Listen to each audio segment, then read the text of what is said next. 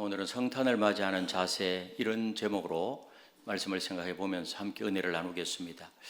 이번 성탄절은 수요일이죠. 성탄절 당일이 오늘 성탄 주일이고요. 세계 모든 나라에서는 해마다 이 성탄절을 최고의 축제일로 맞이하고 있습니다.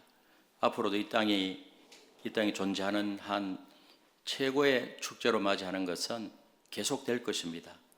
그래서 저마다 성탄절이 다가오면 트리를 만들고 캐롤송을 부르고 또 카드와 선물을 주고받습니다. 교회 안에서는 성탄 축하 예배를 드리고 또 가톨릭도 마찬가지입니다. 그리고 칸타타와 연극 등을 공연하며 다양한 그런 축제 행사를 행합니다. 특별히 이 시기에는 많은 제수들이 특별 사면을 받아서 석방되기도 하고요. 믿는 자나 믿지 않는 자나 할 것 없이 모두가 들뜨고 기뻐하며 그리고 즐거워합니다. 그러나 이러한 성탄의 기쁨에도 불구하고 올해의 성탄절은 다른 것 같습니다. 오늘날 우리나라 현실을 바라보면 너무나도 마음이 무겁습니다. 정치적 혼란과 경제적 어려움, 사회적 불안이라는 그런 어두운 터널을 지금 지나가고 있습니다. 많은 사람들이 내일을 걱정하며 그리고 불안해하고 있습니다. 우리가 살고 있는 이 지역도 특별히 금정구, 남산동, 구서동에 보니까 밖에 성탄 트리가 별로 안 보여요. 교회 외에는. 과거에는 이렇게 캐롤송도 막 이렇게 울려 퍼졌는데 그런 소리도 들리지 않습니다. 백화점이나 이런 데 가야 들을 수 있죠. 이는 마치 2000년 전 로마의 압제 아래 깊은 어둠 속에 있던 이스라엘 백성들처럼 말입니다. 하지만 바로 그때 하나님께서는 한 큰 빛을 비추어 주셨습니다. 그것은 바로 예수 그리스도의 탄생이었습니다. 여러분, 예수님이 이 땅에 오심은 인류 역사를 BC와 AD로 갈라놓는 사건 중에 사건입니다. 인류 역사의 물줄기를 바꾸어 놓은 그런 획기적인 사건입니다. 하나님께서 역사 속으로 들어온 그런 놀라운 사건입니다. 그러면 그렇게 귀한 메시아 예수 그리스도를 우리는 어떻게 맞이해야 할까요? 우리가 맞이할 손님이 귀한 손님일수록 더 정성껏 준비하는 것이 우리의 관습입니다. 우리가 어떻게 맞이해야 될까요? 오늘 말씀에 나오는 이 동방박사들의 이야기, 우리가 성탄절마다 어릴 때부터 성탄절 단골 메뉴로 등장하는 것이 동방박사의 이야기입니다. 오늘도 동일하게 이 동방박사들의 이야기를 통해서 우리가 성탄을 어떻게 맞이해야 하는지를 생각해 보면서 함께 은혜를 나누겠습니다. 첫 번째로 우리는 동방박사들처럼 큰 기쁨으로 성탄을 맞이해야 됩니다. 오늘 10절에 보니까 그들이 별을 보고 매우 크게 기뻐하고 기뻐하더라. 여기 매우 크게 기뻐하고 이 말은 헬라어로 메가카라 스포드라입니다. 메가카라 스포드라. 이 메가카라 스포드라 이 말은 형용할 수 없는 큰 기쁨, 넘치는 기쁨 이 말이에요. 동방박사들은 왜 이토록 기뻐했을까요? 그들은 단순히 늘 보던 그냥 밤하늘의 별 하나를 발견한 것이 아닙니다. 유대인의 왕으로 탄생하셨다는 것을 그들은 확신하였기 때문에 넘치는 기쁨으로, 형용할 수 없는 큰 기쁨으로 그들의 마음을 가득 채웠습니다. 이 동방박사들은 그 당시에 누구일까요? 동방의 고대 근동에 이 동방박사는 헬라어로 마고이라고 하는데 많이 들어봤잖아요. 따라서 마고이.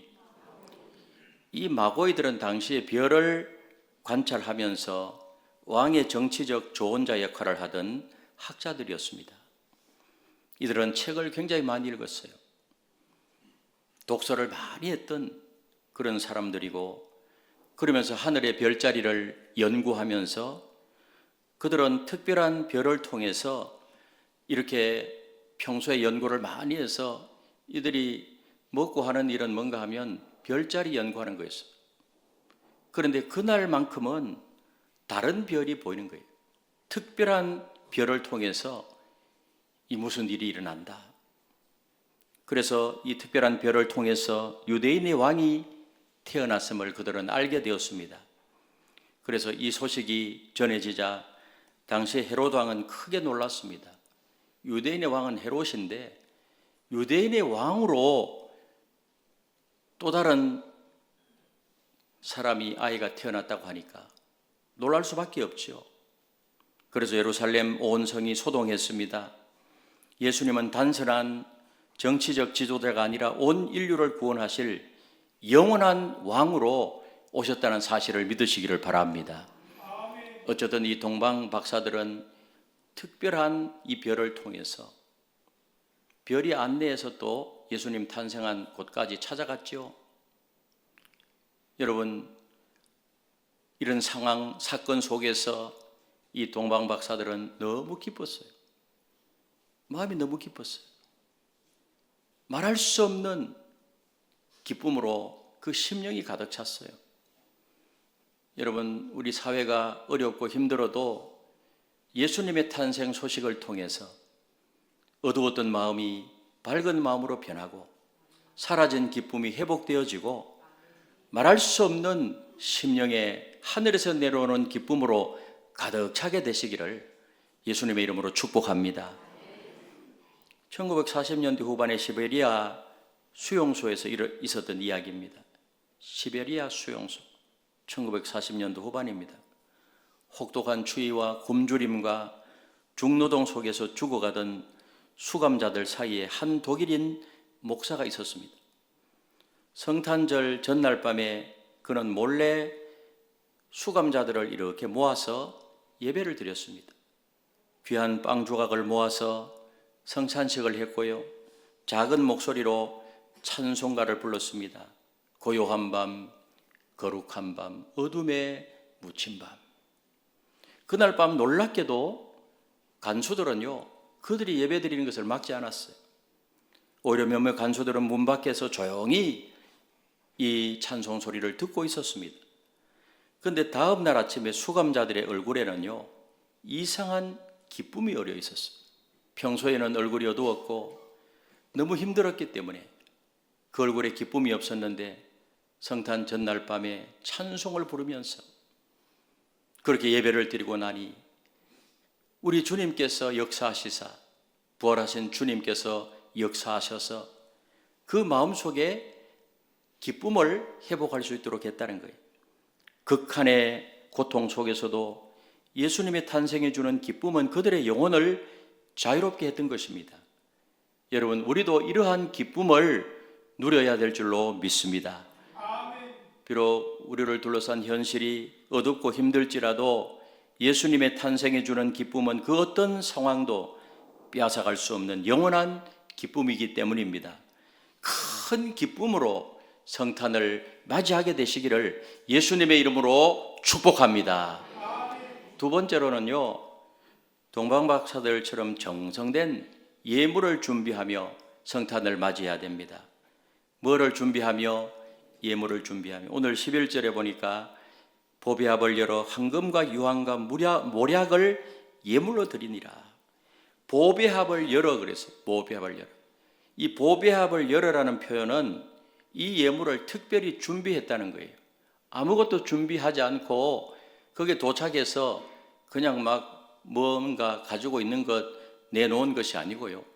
이미 출발할 때부터 어떻게 해요? 이 동방박사들은 정성을 다해서 그 당시에 가장 귀하고 가치 있는 것들을 가지고 그 예물을 드리기 위해서 미리 준비해서 그들이 왔다는 것입니다. 이는 구약 역대상 16장 29절의 말씀을 상기시킵니다. 우리 역대상 16장 29절의 말씀을 같이 읽겠습니다. 시작. 여호와의 이름에 합당한 영광을 그에게 돌릴지어다. 제물을 들고 그 앞에 들어갈지어다. 아름답고 거룩한 것으로 여호와께 경배할지어다. 아멘. 하나님 앞에 나올 때, 우리 주님 앞에 나올 때 제물을 들고 아름답고 거룩한 것으로 여호와께 경배할지어다. 물론 동방박사들은 전 인류의 죄를 속할 구세주 메시아로 그들은 생각하지 못했을 것입니다. 단지 유대인의 왕으로 그러나 일반 왕과는 좀 다른 그런 분임을 그들은 깨달았어요. 그들은 분명히 이 메시아 구세주로 알고 있지는 못했을지라도 그들이 분명히 알고 있었던 것은 그 별의 크기나 밝기는 전 인류에게 큰 영향력을 미치는 알렉산더 왕보다, 로마의 가이사보다 더 영향력이 있고 더 큰 왕이라는 사실을 그 마음에 확신하고 보배 앞 속에 황금과 유황과 모략을 출발할 때부터 준비해서 그들은 왔던 것입니다. 여러분, 사실 예수님은 어떤 분이십니까? 성자 하나님이십니다. 이 우주 만물을 다스리시고 또 이 우주 만물을 창조하시고 우리를 지으시는 우리 삼위일체 하나님께서 창조에 함께 하셨잖아요. 그러므로 예수님은 알렉산더 대왕이나 로마의 황제와 같은 그런 왕이 아니라 실제적인 눈에 보이는 세계와 눈에 보이지 않는 세계를 주관하시는 그런 왕이심을 믿으시기를 바랍니다. 현상계, 자연계, 인간계를 통치할 뿐만 아니라 보이지 않는 영적인 세계, 이 우주 만물을 다스리시는 전능하신 성자 하나님이심을 믿으시기를 바랍니다. 그런데 이 동방박사들이 드린 세 가지 예물은요, 각각 깊은 의미가 있어요. 황금은 왕권을 상징하는 것인데 예수님이 왕이심을 이렇게 보여주는 겁니다. 그리고 유향은 제사장직을 상징하여서 예수님이 우리의 대제사장이심을 보여주고 있고, 모략은 죽음을 상징하는데 우리를 위해서 죽으실 구세주임을 예표합니다. 그래서 동방박사들이 드린 세 가지 예물은 우리 예수님은 우리의 왕이시고 우리의 주이시고, 여러분 예수님이 왕이심을 믿으십니까? 저와 여러분들의 주이심을 믿으십니까? 그리고 하나님과 우리의 관계를 회복하시는 대제사장이 되셨어요. 히브리서에 보면은 예수 그리스도는 대제사장이에요. 그리고 예수님이 십자가에서 죽으심으로 말미암아서 우리를 구원하신 구원주이십니다. 당시에 동방박사들은 자신이 드릴 수 있는 최고의 것으로 드렸지만은 놀랍게도 그들이 들은 이 예물에는요, 예수님의 정체성을 고백하는 것이 되었어요. 동방박사들이 이런 의미가 있다는 것을 알고 황금과 유황과 모략을 준비하지는 않았을 것입니다. 그러나 드리고 보니 그런 의미가 있는 거예요. 이 모든 것은 하나님의 섭리하에서 이루어지고 있다는 사실을 믿으시기를 바랍니다. 얼마나 신비로운 일입니까? 여러분, 우리도 성탄 예물을 드릴 때 진정으로 왕의 탄생을 축하하며 기뻐하는 마음으로 메시아이심을 인정하고 나의 주요 나의 왕이심을 인정하고 나의 구세주이심을 고백하면서 감사하는 마음으로 드려야 합니다. 하나님께 예물을 드리는 것은 나의 소유가 그만큼 없어지는 것이 아니라 나의 소유가 더욱 귀하고 가치 있게 존재됨을 의미하는 것입니다. 여러분, 미리 준비하는 예물이기 때문에 하나님께서는 여러분 한 사람 한 사람을 기억하실 것입니다. 오늘 동방박사들처럼 예물을 준비하여 주님을 맞이하게 되시기를 예수님의 이름으로 축복합니다. 마지막 세 번째로는요, 동방박사들처럼 예수님의 탄생을 증거하며 성탄을 맞이해야 됩니다. 어떻게 하면 맞이해야 된다고요? 증거하면서. 오늘 12절에 보니까 동방박사들은 별을 보고 찾아와서 예수님을 경배했고 이후에 다른 길로 자기 고국으로 돌아갔어요. 이는 단순히 지리적 경로의 변경만을 의미하지 않습니다. 그들은 예수님을 만난 후에 완전히 새 사람이 되어서 돌아갔고 메시아 탄생의 증인이 되었습니다. 증인. 이것이 바로 성탄의 본질적 의미입니다. 여러분, 예수님을 만난 사람은 변화되고 그 기쁨을 전하지 않을 수가 없게 되는 것입니다. 예수님을 제대로 만난 사람들은요, 입을 다물 수가 없어요. 성경에 나오는 믿음의 선배님들, 또 교회사적으로도 예수님을 만나서 메시아 되신 예수님을 정말로 체험적으로 만난 사람들은 변화되고요. 그 입을 다물지 못합니다. 요한복음 4장에 나오는 사마리아 여인도 그러했어요. 예수님을 만나고 나니 물동이를 버려두고 금세 마을로 달려가서 예수님이 메시아라는 사실을 증거했지 않습니까? 사도 바울은 어떻습니까? 다메섹 도상에서 부활하신 예수님을 만나고 난 이후에 그는 금세 달려가서 계속해서 복음을 전했습니다. 그래서 바울의 일평생은 예수 전하는 것, 복음 전하는 것, 입을 다물 수가 없었어요. 우리 예수님의 제자들도 마찬가지고 히브리서 11장에 나오는 그 믿음의 선진들을 보면 다 자기가 믿는 하나님, 자기가 경험한 예수 그리스도 입을 다물 수가 없었습니다. 가령 우리가 트럼프 대통령의 개인적인 초청을 받아서 백악관을 방문했다면 뭐 그런 일은 없겠지만 그곳에 가서 하룻밤 자고 왔다면 그 신나는 뉴스를 혼자 조용히 마음에 담아 놓을 사람이 있을까요? 있을까요? 없을까요? 기회만 있으면 떠벌리지 않겠습니까? 메시아를 만난 사람은 항상 그분을 전하는 사람이 돼요. 그분을 전하는 사람이. 예. 어떤 분이 그런 말 하더라고요. 주일날은 주님의 날이에요. 주일날은 교회에 나오셔서 예배드리고 교회에서 섬기는 일을 해야 돼요. 그런데 어떤 믿음이 흐리한 그런 성도는요, 주일날 골프를 치러 가는 사람이 있대요. 근데 주일날 골프 치러 가서 최악이 뭔가 하면 홀인원을 치는 거랍니다. 홀인원. 주일날 골프장에 가서 홀인원 치고 나면 이걸 자랑을 못하는 거예요. 주일날 쳤다는 말을 못하니까 미칠 지경이랍니다. 그러니까 아예 주일날 그런 데 가지 마세요. 트럼프 초청을 받고 백악관에 가서 있다가 그 말하면 안 된다 이러면 그 사람 미칠 거예요. 여러분, 우리는요, 나를 구원하신, 이거는 엄청난 사건이에요. 하나님을 만났잖아요. 예수님을 만났잖아요. 정말 내가 체험적으로 만났다면 입을 다물 수가 없다는 거예요, 입을. 그런데 우리의 실상은 어떠한가요? 교인들 가운데 지속적으로 예수 그리스도를 소개하는 사람은요, 10명 중에 채 한 사람도 안 된대요. 특히 예수 믿은 지 오래된 사람들은 주위에 불신자가 별로 없어요. 늘 교회 나오고 집에 가고 직장 가고 뭐 그렇게만, 직장에 가면 또 있겠죠. 그런데 웬만한 사람들은 주위에 다 교회를 다녀요. 그러다 보니까 예수 믿는 기간이 길면 길수록 전도 대상자는 자꾸 더 줄어들어요. 그렇지 않는 사람이 있다면 정말 그 사람은 복 있는 사람이에요. 이게 우리 모두의 고민입니다.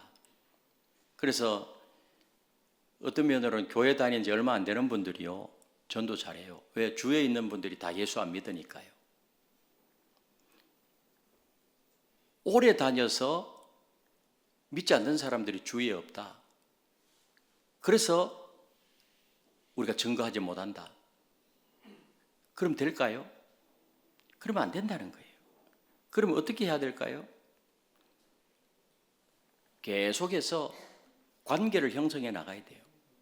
불신가족이나 친구나 주위에 있으면 계속 관심을 가지는 것은 당연한 것이고, 기회가 있으면 불신자를 단골로 만들어요. 단골로. 불신자를 뭐로 만들라고요? 단골로 만들어요. 단골로. 물건을 살 때도 같은 가게 계속해서 가면서 먼저 얼굴을 익혀야 돼요. 그래서 적절한 기회가 오면 증거해야 됩니다. 예수님을 전해야 됩니다. 우리 셀 만들어 놓은 것은 셀별로 친교하는 것은 그건 기본이고, 사실은 소그룹 다이나믹이라는 것은, 이 셀이라는 것은 세포잖아요. 세포의 특징은 분열이거든요. 가만히 있으면 안 돼요. 1년, 2년 똑같은 사람들하고 만나면 안 되고, 이 셀의 목적은요, 똑같은 사람들끼리 같이 그냥 친교하라고 만들어 놓은 게 아니고, 세포잖아요, 셀 세포. 분열이 뭐예요? 전도해야 돼, 전도. 그래서 셀별로 지역 봉사도 하고, 전도 전략도 짜고, 그렇게 해야 되는 것입니다. 그리고 교회에 대한 좋은 소문이 나도록 해야 돼요. 그러면 전도가 됩니다. 특별히 교회 방문하시는 분들이 있잖아요. 이렇게 보면 교회 방문한 사람이 있으면 내가 복음을 전할 기회다. 눈을 크게 뜨고 어떻게 해서라도 내가 저분을 만나서 관계를 맺고 저분을 내가 등록시키리라. 적어도 그런 열정이 있어야 되지 않겠습니까? 그런 마음이 있어야 되지 않겠습니까? 저분 내가 책임진다. 아멘? 당신이 아니고 누가 책임진다고요? 내가 책임. 우리가 밖에 나가서 전도하는 것이 얼마나 힘들어요. 자기 발로 걸어서 오는 분들. 여러분, 때를 얻든지 못 얻든지 복음을 전하라. 우리 예수님의 지상명령은 계속해서 복음 증거하라. 이것이 지상명령이잖아요. 우리 같은 문화권에서 복음을 전하는 것은 전도라고 하고, 타 문화권에서 복음을 전하는 것은 선교라고 말해요. 이게 주님의 지상명령이고 교회를 세운 목적이고, 이건 해도 되고 안 해도 되는 것이 아니고 must, 명령이에요. 여러분, 우리가 이 땅에 살아있는 것 절대로 길지 않아요. 한 세기가요 금방 지나가요. 금방. 얼마나 빠른지 몰라요. 한 세기가. 우리가 평균 수명이 길어져서 83살, 85살 이렇게 평균 수명이라고 하지만 100년, 1세기라고 한들 그 1세기가 얼마나 빨리 지나간지 몰라요. 순식간이에요. 순식간이. 뒤를 돌아보면은. 그래서 순식간에 지나가는 요람에서 무덤까지 이 일생 속에서 우리가 가장 가치 있는 일이 뭐냐? 우리가 다 천국에 가서 하나님 앞에 서잖아요. 야, 그때 내가 성경에 나오는 이 말씀이 다 사실이었는데, 목사님이 증거한 말씀이 다 사실이네. 그것을 깨닫는 순간 후회할 일이 있을 거예요. 내가 한 사람의 영혼이라도 더 구원했더라면 얼마나 좋았을까.